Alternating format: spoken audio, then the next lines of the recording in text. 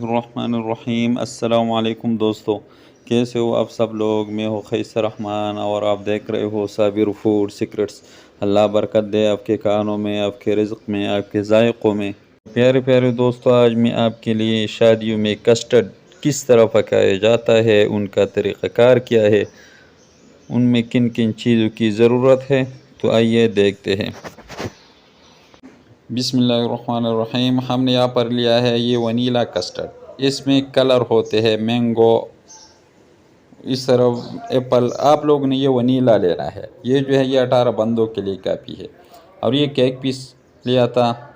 ये कोपरा, क्रश किया हुआ कोपरा, ये इसी तरह मिल जाता है बाज़ार में, 10 रुपये साशा होता है। और ये 8 आदद मिल पैक। आप लोगों ने मिल पैक में बनाना है। ये जो है हम 8 बंदों के लिए बना रहे हैं, इसलिए हमने 8 मिल पैक लिया है। अगर आप लोग 10 बंदों के लिए बना रहे हो तो 10 मिल पैक, अगर एक बंदे के लिए तो 1 मिल पैक। हम इसको एक कप में निकाल देंगे। हम थोड़ा बना रहे हैं 8 बंदों के लिए। हम इसको चेक करते हैं कि कितना ये हुआ है। माशाल्लाह 1 कप इससे बढ़ चुका है और 1 कप जो है इस शापर में रह चुका है। हम अभी एक बाल लेंगे, उसमें हम ये कस्टर्ड डाल देंगे और उसमें हम पानी डाल देंगे। इसी कप में हम पानी डाल देंगे, इसलिए इसका जो कलर है ये इस तरह येलो आएगा। माशाल्लाह हमने डाल लिया है। उसको अच्छी तरह मिक्स कर देंगे ताकि इसमें जो गुठलियाँ है ये ख़त्म हो जाए। आप लोगों ने भी इसी तरह अच्छी तरह मिक्स करना है।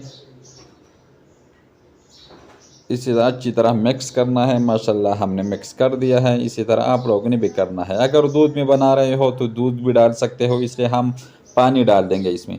हमने एक बाल लिया, हमने एक पतीला लिया है, उसमें हम ये मिल्क पैक डाल देंगे। जितना मिल्क पैक लिया था हम इसमें सारे डाल देंगे। आग जो है वो तेज़ रखना है। पहले जब उबाल आ जाए तो आग जो है उसको लो रखना है।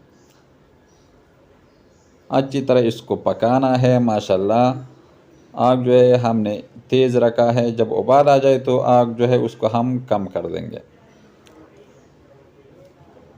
माशाल्लाह 2 मिनट बाद उबाल आ चुका है। इसमें हम अभी इसी टाइम पर हम ये इलायची डाल देंगे, सब्ज़ इलायची। इसको हमने पेस्ट बना लिया था, ये 4-5 अदद सब्ज़ इलायची। इसी टाइम पर आप लोगों ने भी डालना है, पहले नहीं डाला करें।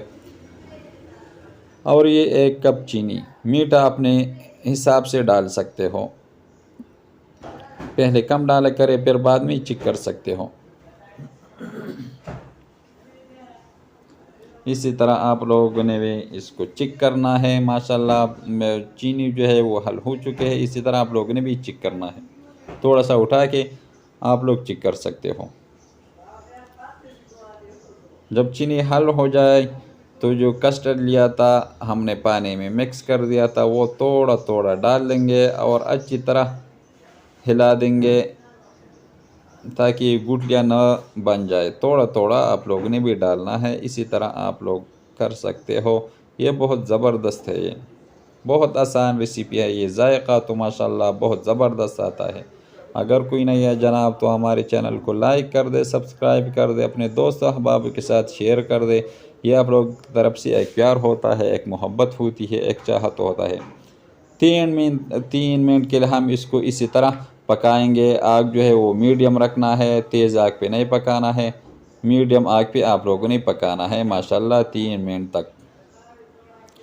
3 मिनट पूरा हो चुका है। माशाल्लाह बहुत अच्छी तरह गाढ़ा भी हो चुका है ये।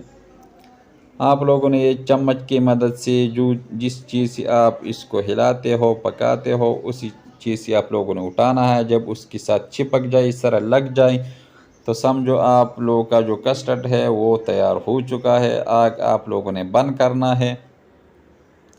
माशाल्लाह आग जो है उसको हमने बंद कर दिया है। अब हम इसको निकाल देंगे। आप लोगों ने भी इसी तरह गरम गरम एक बाल में निकालना है।